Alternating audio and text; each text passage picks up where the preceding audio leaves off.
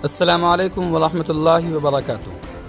ناظرین، دارالوقف دیوبند کی طرف سے نئے داخلے کا اعلان آنا تھا کہ طلبہ مدارس میں خوشی کی لہر پھیل گئی۔ آپ کو بتاتا چلوں کہ عید الفطر کے بعد مدارس اسلامیہ میں نئے تعلیمی سیشن کا آغاز ہوتا ہے۔ نئے بچوں کے داخلے کا سلسلہ شروع ہوتا ہے، لیکن 2 سال سے لاک ڈاؤن کی وجہ سے نئے داخلے نہیں ہو سکے تھے۔ اس صورتحال میں دارالوقف دیوبند کی طرف سے نیا اعلان جاری ہوا۔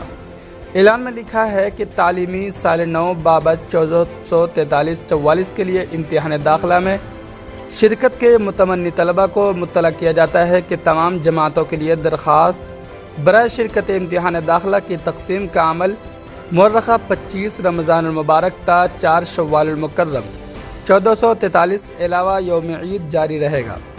ماہ رمضان میں فارم داخلہ کی تقسیم صبح 9 بجے تا 1 بجے، جبکہ ماہ شوال میں صبح 7:30 تا 9:30 بجے جاری رہے گی۔